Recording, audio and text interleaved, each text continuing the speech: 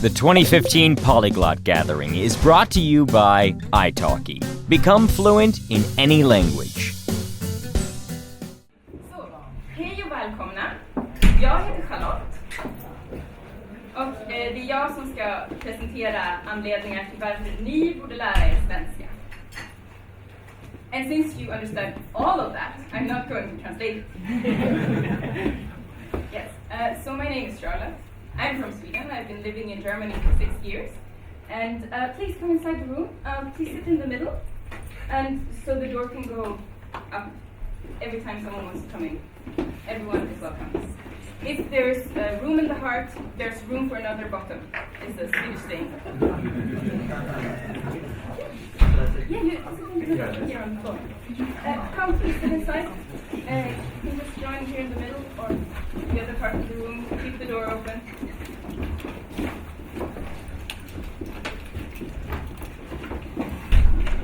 Yes, so I have around 40 minutes to tell you everything that I know about Sweden and why you should learn Swedish, and you should. And yeah, that's what I'm going to convince you to do now. And some of you might know some Swedish already, for example, hej. Now repeat after me, hej. Hey. You know this means hello. Yeah, very easy. So, välkomna. And now I'll just dive into Swedish. Okay, so here you see Sweden in the world. Can you see this okay? Read it? Yeah. Okay, great. So since you all arrived in Northern Europe, I'm not going to show it on the world map, just on the European map. And you can see here is Sweden, here is Scandinavia. Finland is not the part of Scandinavia, but the part of the Nordic countries. And in the world there are around 10.5 million speakers of Swedish. And 9.5 million of them live here in Sweden. So as you can guess, we have around 9.5 people in Sweden. 9.5 million people in Sweden. And the rest live in Finland. 1 million people, around 1 million people.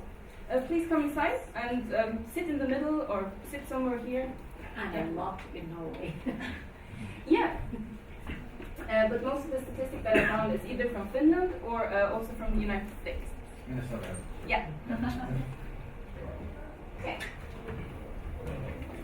So the most common answer that I get, or the most common question that I get when I say that I speak Swedish and that I'm from Sweden is, oh, so you speak French and German and you make those little clocks? No, we don't make clocks. That's this little country, Switzerland, which is also a beautiful country, also neutral, just like we are. But it's not the same one. So please come inside, sit in the middle, sit here, keep the door open. Yeah, so you are thinking about Swedia, which is Sweden. Suiza is Switzerland. In Esperanto, it's much easier. Just like Finlando, it is Svedlando for Sweden, and Svisio for Switzerland, La Suède and La Suisse in French. So just so you know who you're talking to, of course I speak French and German, but not because I'm from Switzerland.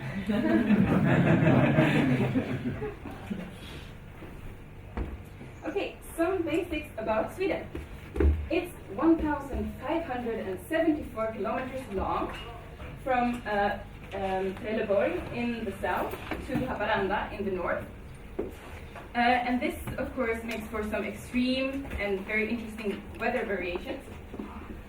So in the far north in February, you can have around minus 53 degrees. And in the south in June, plus 38. So it can be very warm or very cold depending on where you live. And I'm from here, which is called Västerås, and we're very, very famous for our cucumbers. And the capital is Stockholm, and it lies here. And as you can see, there's like the water flowing in here from the sea. And as you can also see from this picture, Sweden is divided into 3 parts. And the south is called Götaland and has many very differences, many different dialects as well, and the 2 very interesting islands. and I'm going to talk about the dialect or the language of Gotland, this island, on Sunday, so please come to that one as well. And yes, and then Svealand, which might be the heartland of Sweden. As you can hear in the name, the people of Svea come from this part of the country.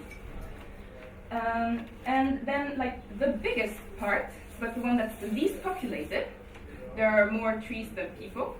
It's a common joke, but I'm not actually sure if it's true.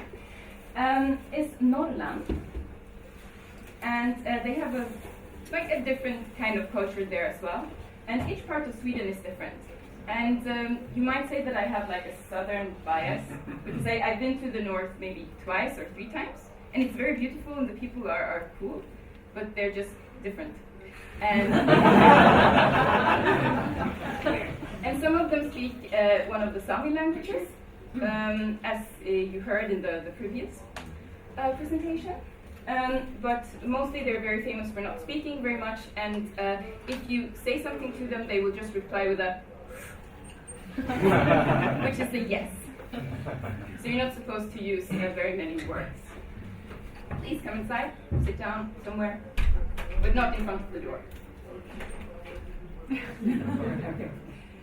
Okay, so yeah, as I told you, I might have a slight southern Swedish bias. I just wanted to tell you that before we dive into Sweden. Okay, and Sweden is the country that takes in the most immigrants per capita, also per person, in Europe. And so we have a long history of immigration in Sweden, from the balloons that came with the metal workings and new technology to Sweden, to today with the refugees from the war-torn areas. And this has created a very, very interesting multicultural mix in Sweden that we are very proud of and that we're very happy to have. And I wanted to kick this off with a little video, which is in Swedish, but if you listen closely, you might hear maybe some Arabic.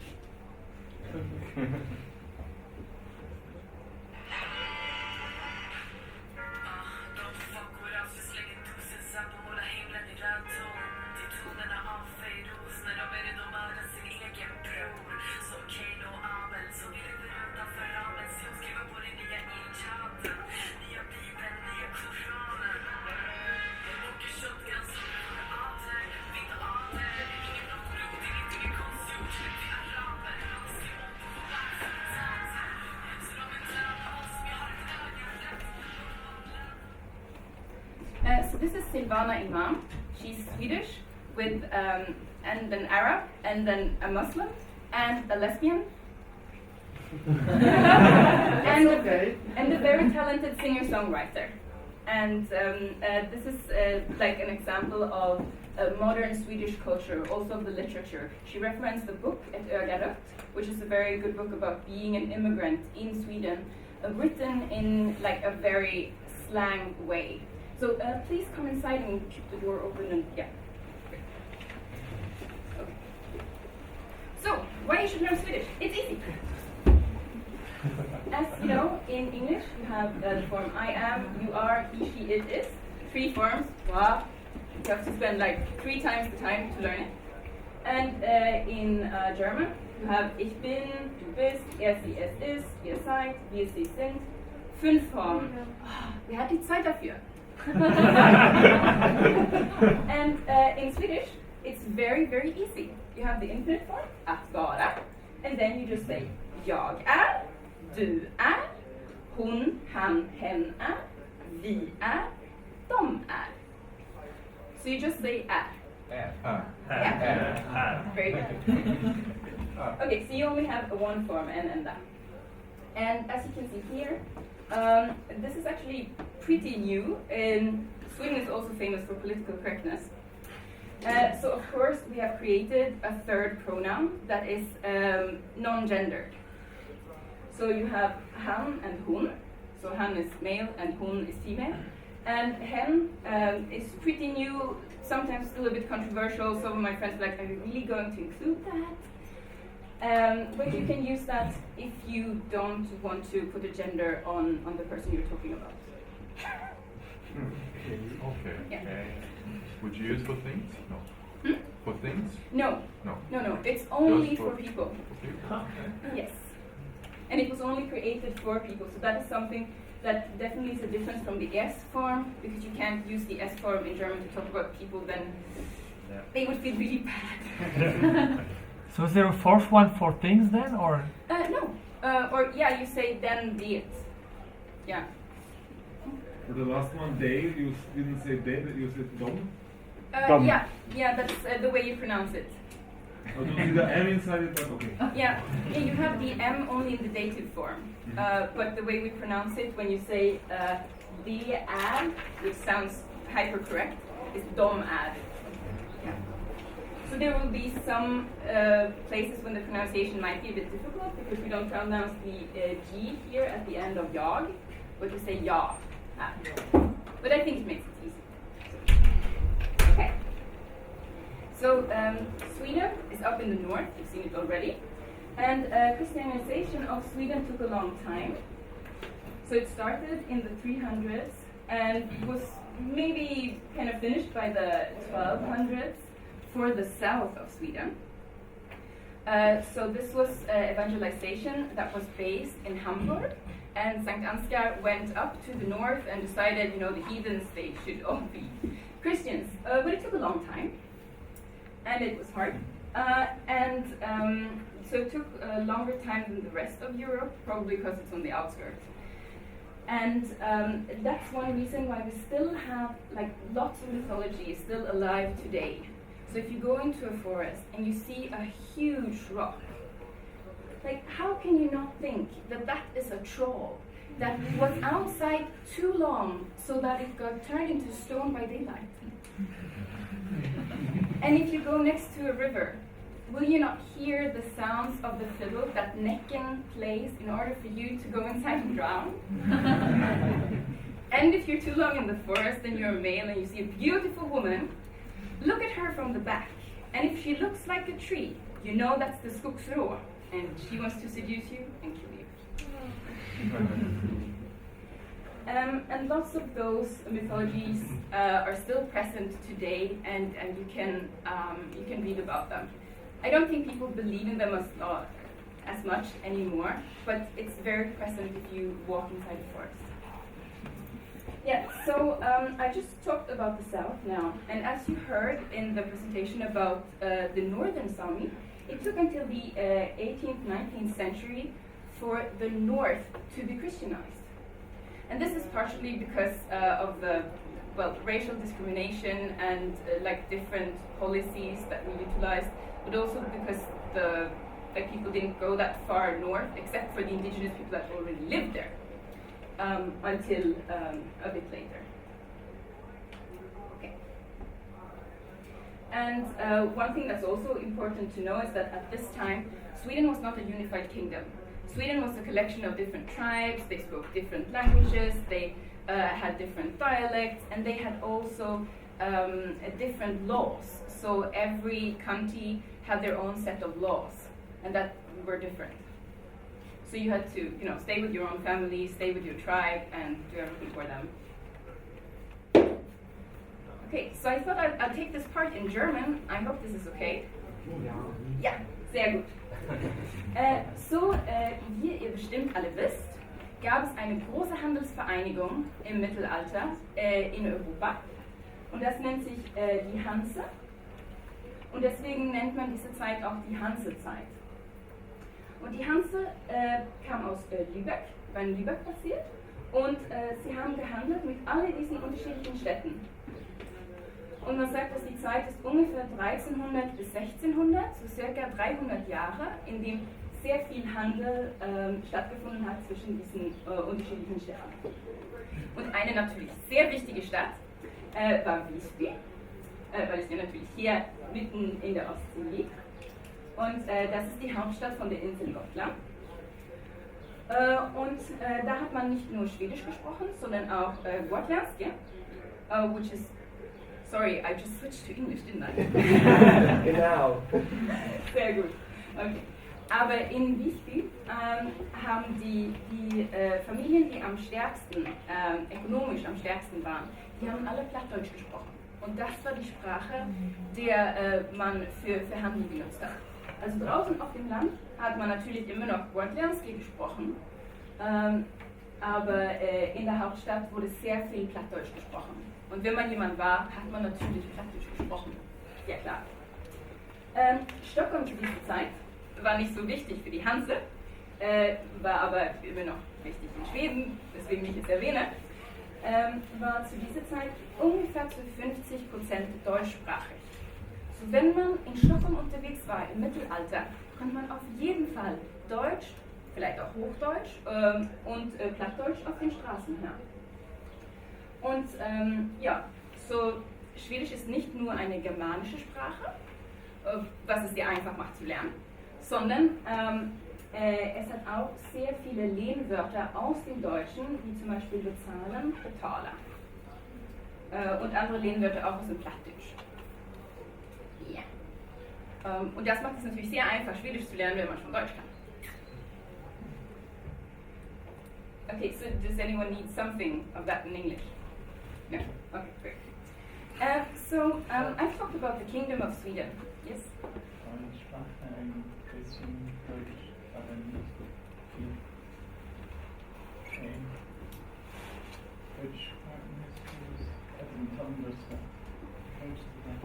Okay, let's talk about it afterwards, I think. Okay, so for the longest time, the Kingdom of Sweden was not called the Kingdom of Sweden. It was actually the Kingdom of Sweden-Finland. And this began when the people or rulers of Sweden decided that they needed their own,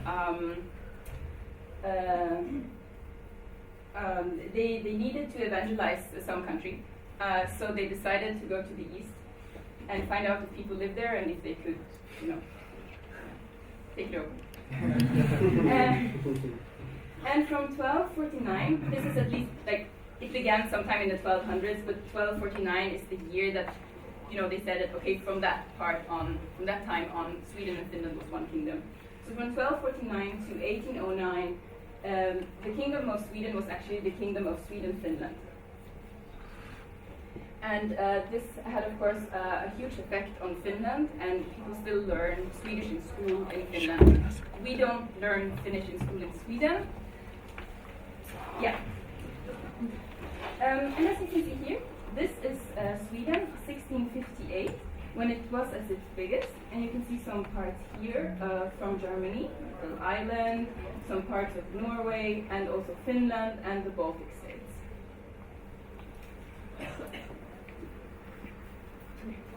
And due to it being the Kingdom of Sweden-Finland, the Kingdom of Sweden-Finland, I'm just going to say the Kingdom of Sweden now, could turn into a great European power. So in the 17th century, Sweden was actually a great power in Europe. And you know what that entails? Lots of war, torture, fighting. And Sweden participated in the 30 Years' War, which meant that they were down here in Germany, fighting also in Lützen in the south of Germany. And the Swedish army at this time consisted to 60% of Germans. So before they went into an engagement, they would say their prayers in German. Unfortunately, the king that we had at the time, the lion of Protestantism, died at this time. So if he hadn't died, or if he had returned earlier and just been happy with the conquest that he had at the time, maybe Sweden would still have more territory. I don't know. I don't know if that's something you should wish for. As you can see here, it's a more complicated picture than the one you saw before. So you can see which parts of Sweden were parts of Sweden, when they became a part of Sweden, and for how long.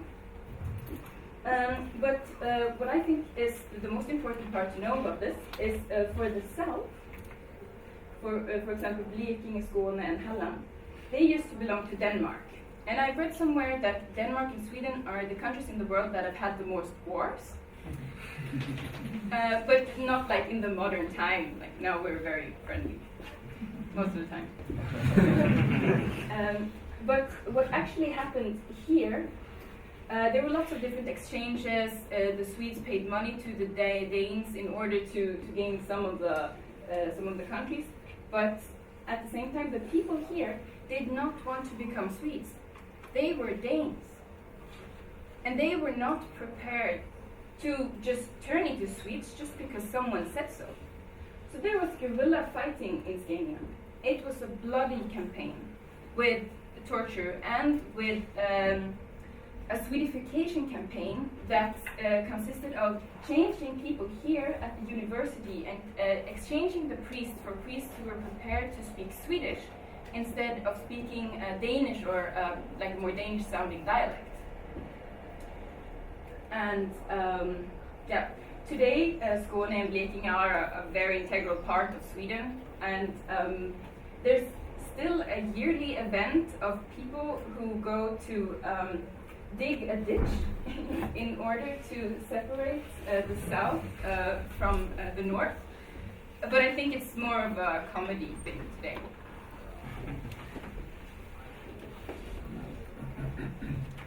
Okay. So I'm not sure if I can. I'm going to try a bit in French. Wait. Okay. Dans le XIIe siècle, la langue de la noblesse européenne était français. Et ça est le même dans la Suède. Et la noblesse suédoise appelait français aussi. Et le roi, Gustave le III, était assassiné en 1792.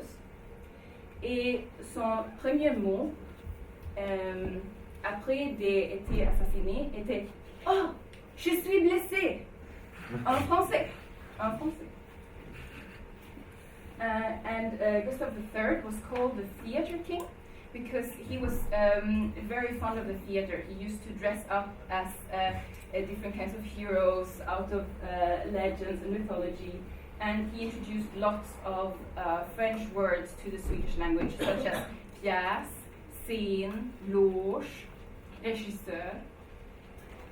And in 1812, there was a little misunderstanding in Sweden, because some people weren't really sure who was going to be the next king. There was actually a candidate, but for some reason, someone traveled to France and asked Napoleon Bonaparte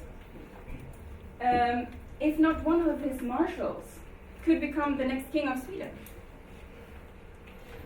So I don't know why Jean-Baptiste Bernadotte, who had said, "I am a Republican to the death, I am going to fight the royalists until my last breath," why he turned into the king of Sweden.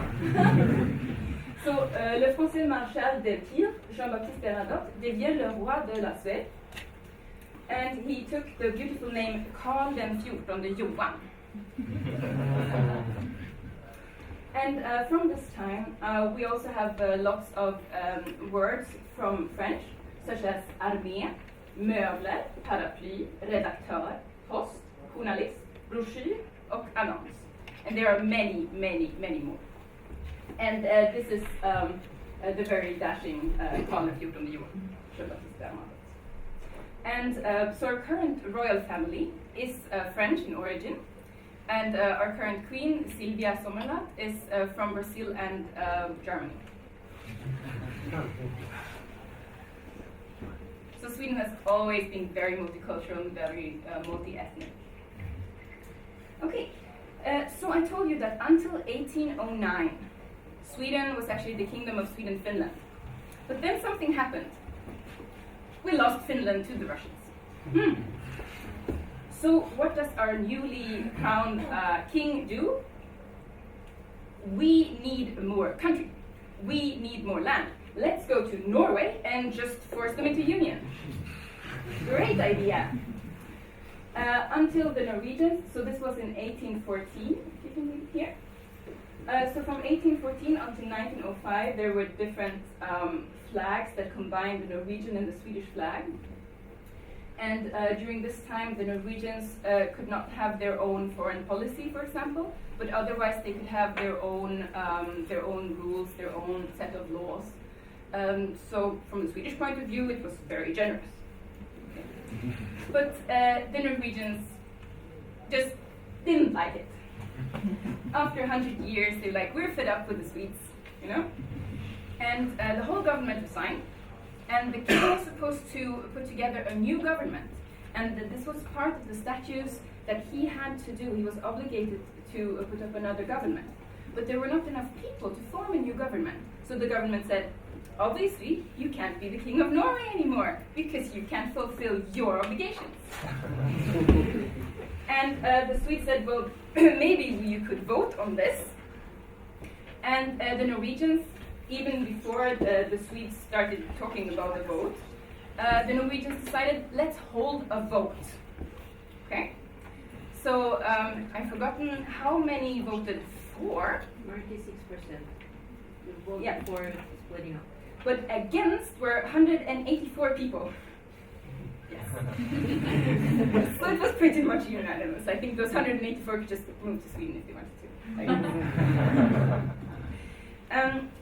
So as you can see, this union was dissolved peacefully. At the time, people thought, okay, there's probably going to be another war. But they talked for a long time, and it was dissolved peacefully. And this peace and these ideals of peace and neutrality has been something that has been a part of Sweden since then. Except for when we send military to other countries. But in our own country, there's been peace for around like 500 years or something on Swedish territory, which is what you normally say. 500 years. Yeah. Okay, so Åland, as you saw before, it's a little island between Finland and Sweden. And in 1921, there was a discussion in the United Nations to if Åland should belong to Finland or Sweden. And it was decided that it should belong to Finland, even though they speak Swedish there. Oh. And the premier at the time said, we're not going to stand for this, but we're not prepared to use military means to enforce what we want. So Åland is a part of Finland.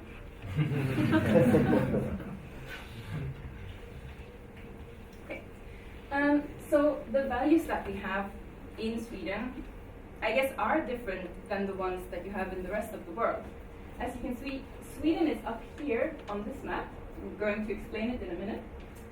And when you go to a Nordic country and you just walk around there, the people look pretty normal and you think they're just like everyone else. You have a family, you want your children, and you want them to grow up in a peaceful country.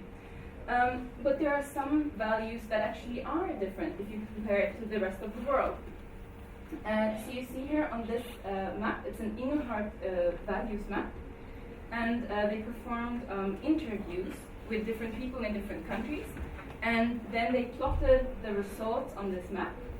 You have the traditional values here, the survival values here, which, of course, yeah, you see which part of the world in which those are very important.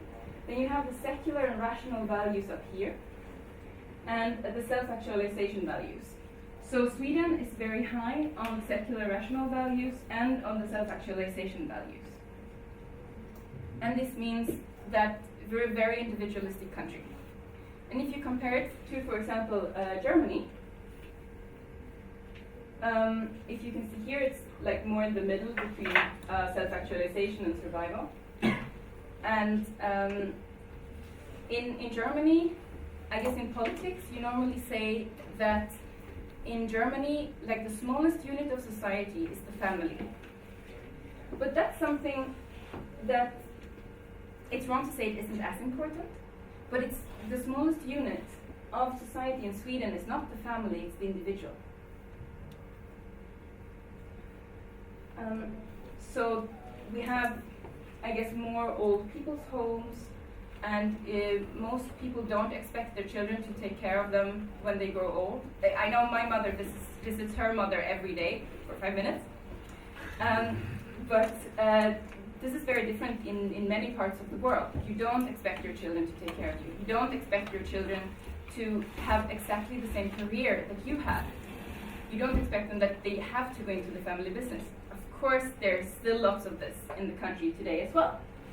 But the socialist government that we had for a long time has put lots of money into the effort into splitting up families and into splitting, well, maybe it doesn't, it sounds worse when you say it in English, but to split up the world as it looks like today, to create more opportunities for people.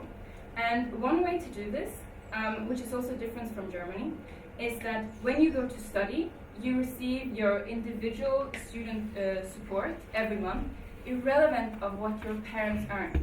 In Germany, this depends on how much your parents earn. So if your parents don't earn, if they earn too much, but they don't want to pay for your education, you have to take them to court. And in Sweden, just move out, take some government support, and pursue whatever career you want for 6 years. So if you want to be an academic and you have previously been in a working class family, this is one thing that the socialist government set out to change. And something that is also pretty common in Sweden is that men take parental leave, so that you take care of the children as well. So you will see men pushing the chairs here, taking care of the children, still for a much shorter time than the women do. So there's lots of discussion about maybe splitting it even, or at least like give more mandatory time for the men, so that they really, you know, stay home. Okay. Yeah, so there are lots of very interesting things that you can say about this map. And the sentence, or this word, like landet annorlunda, means the different country in Swedish. And this is like sometimes the way we view ourselves, that we're really different. And of course, you know, we think we're better.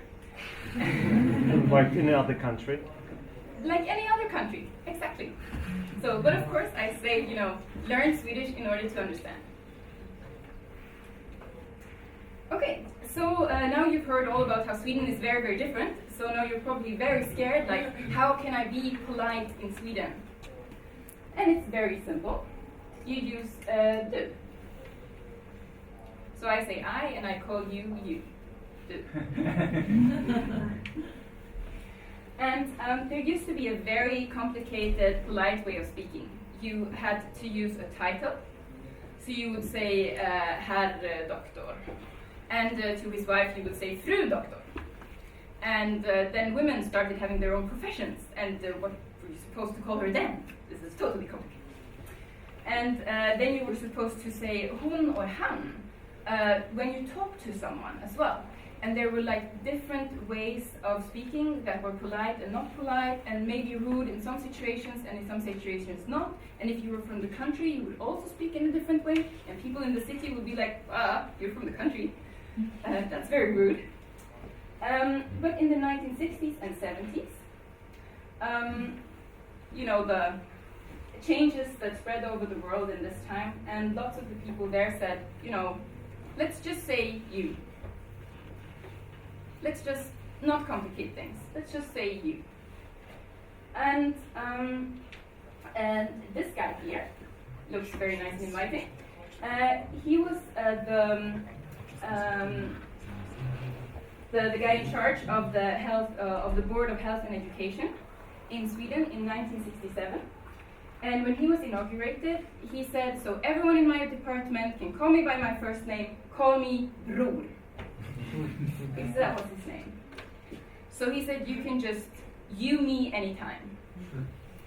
And because we Swedes think that, you know, authority is in charge, and authority is in charge for a reason, decided that, oh, this is probably a mandate from the government. So some people were like, we're radical, let's use the you, and other people were conformist and also used the you. And if you still feel a bit, you know, today, sometimes if you go into a store, they will use the ni form, which is like the vous form or the si form. So there are like some conservative elements today when you go into some stores in Stockholm, for example, where they will use the ni form.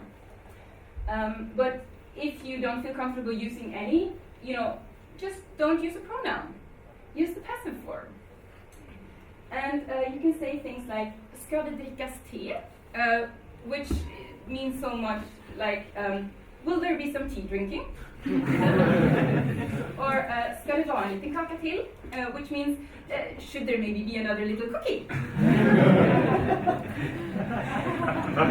And you can use this in any situation, and it might sound a bit, formal, but you can always say it's always correct. So politeness is something in Sweden that is used by, beating around the bush and not really talking about the thing that you really want to talk about. And, maybe you talk to this guy's friend instead of talking to him first, just to sound out how the idea will sound, and then maybe you talk to him later. Or maybe the friend talks to the guy, and then, yeah. But there is one area in which Swedes are very straightforward and very honest, and which has made us famous around the world. I have no idea why. And that is the Swedish sin. When we talk about sex, well, we're pretty straightforward, I would say. But I decided to go into the beginnings of the Swedish sin to find out why Sweden is viewed as so sinful around the world. And this is actually based on 2 movies. Sie tanzte mir einen Sommer, hon dansade en sommar, One Summer of Happiness from 1951. You can see her nipples in one scene. And Sommaren med Monica. Yes, this is from Ingmar Bergman. From 1953, about a young woman, here in Turkish, especially Bakire, about a young woman who met a guy in the summer, and they skinny dip, they swim naked. Whoa. They have premarital sex, and at the end of the movie, after having been coerced to marry this guy, and he was also coerced, of course, she leaves her husband and her child. And this was imported into the US and cut so that it was a bit more racy and would sell a bit better, and got the English title, instead of The Summer with Monica, which you can interpret any way you want, Monica, the story of a bad girl.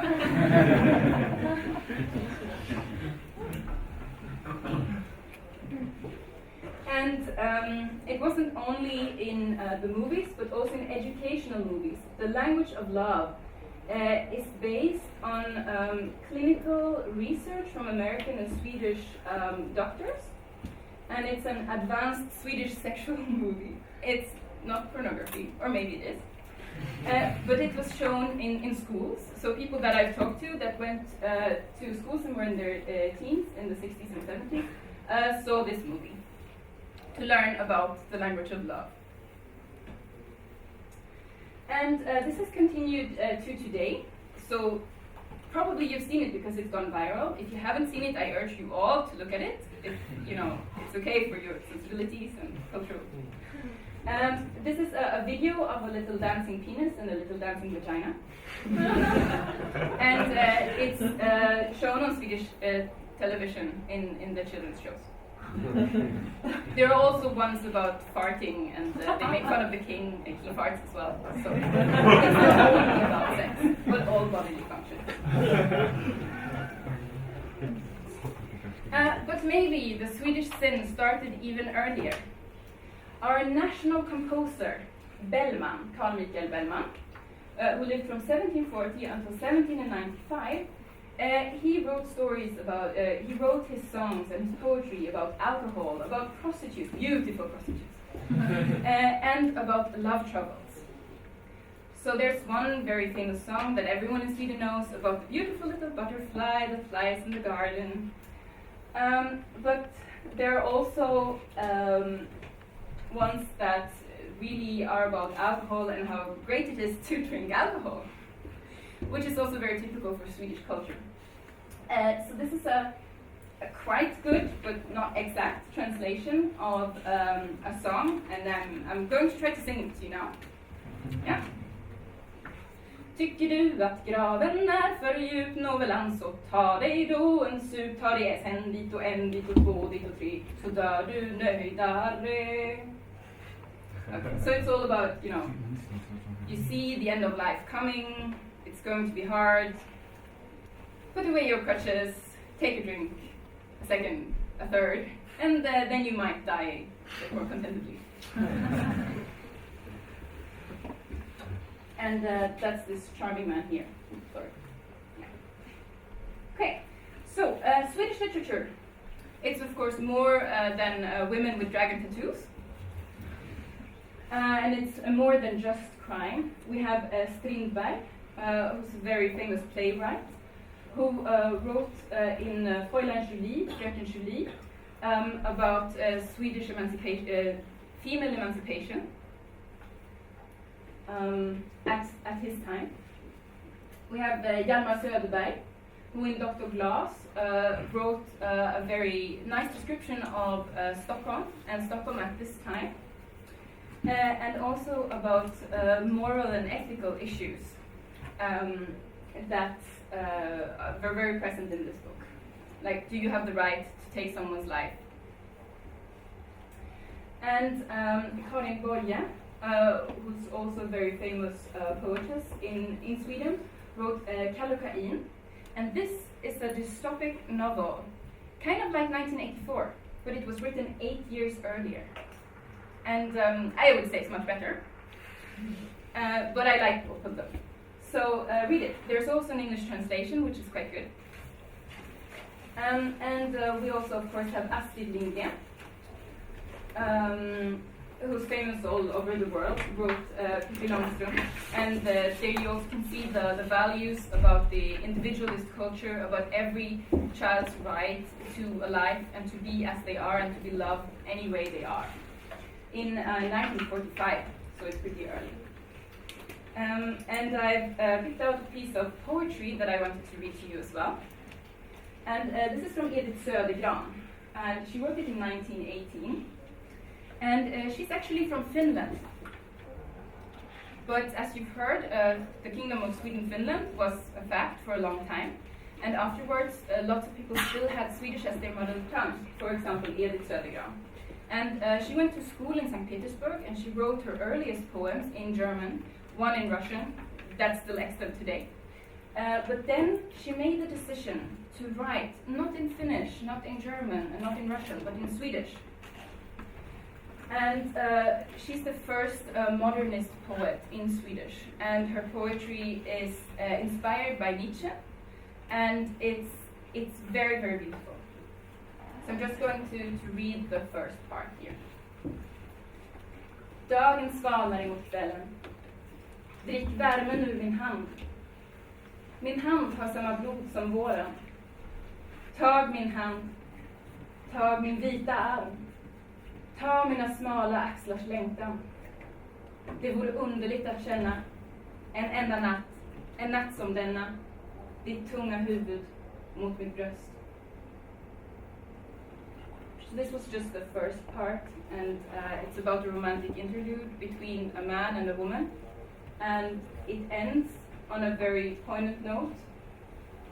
You were looking for a flower, and you found a fruit. You were looking for a source. Yeah, good translation. And you found an ocean. You were looking for a woman, and you found a soul. You are disappointed.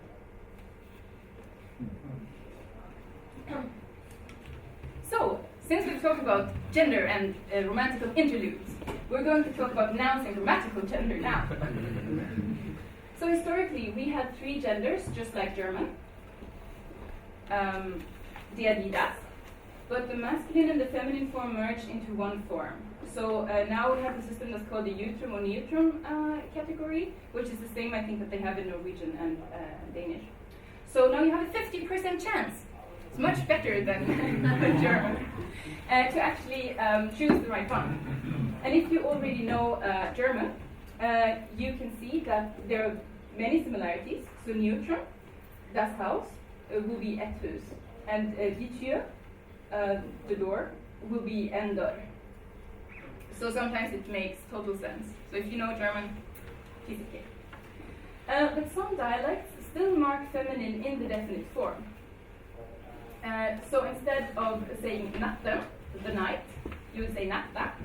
Instead of väggen, you would say vägga. Instead of boken, the book, you would say boka. And it's the same for dörren, the door, döra, or dörra.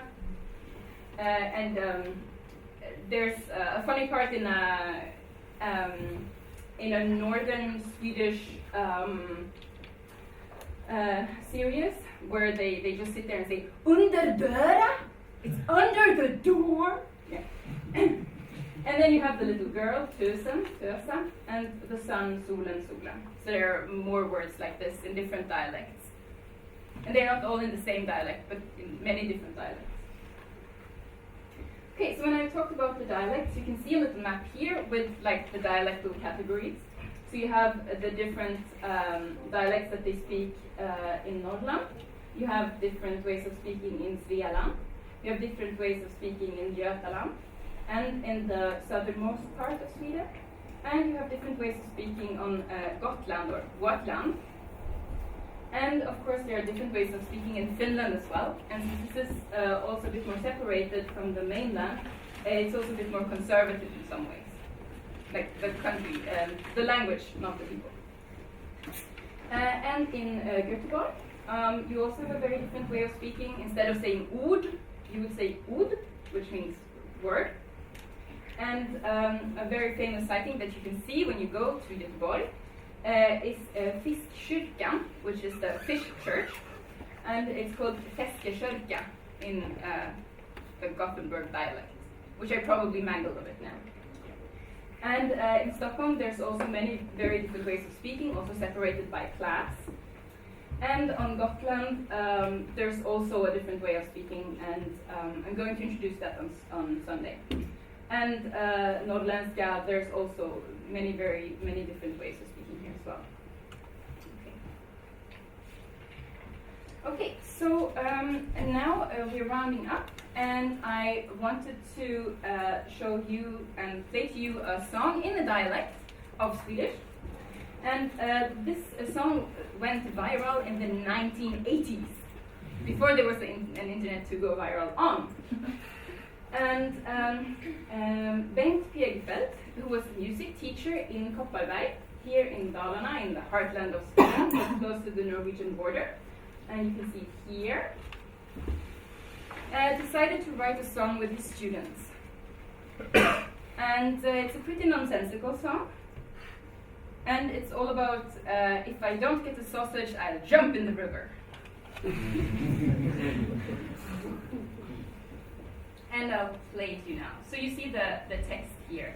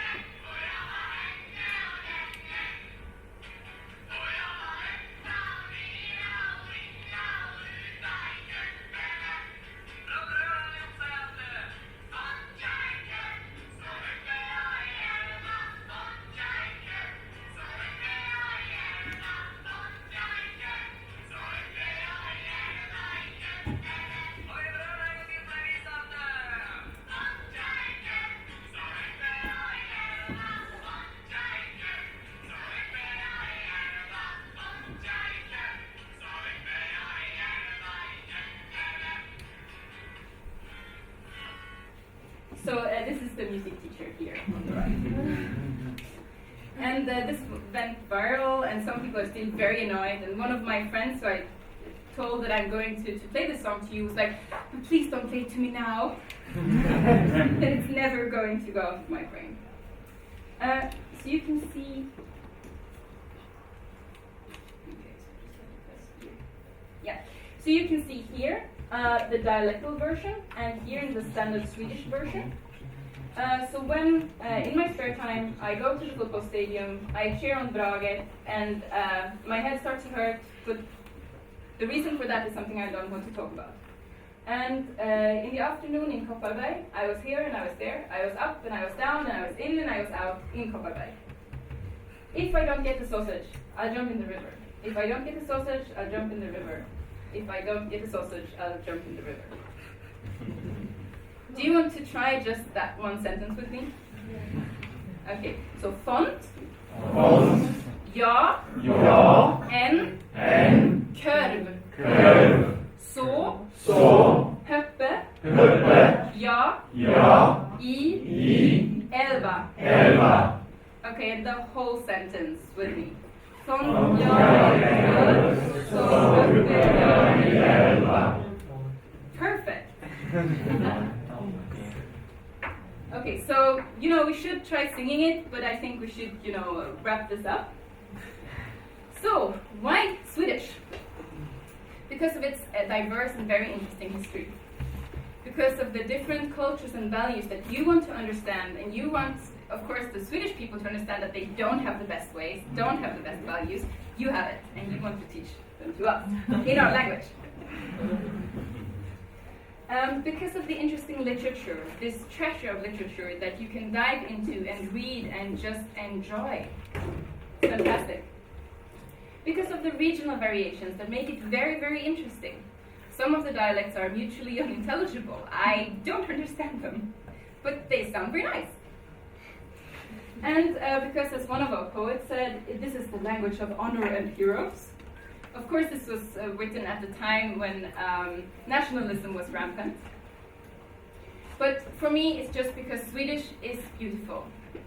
And if you go into the forest and start looking into this lake of Swedish, you will never look back.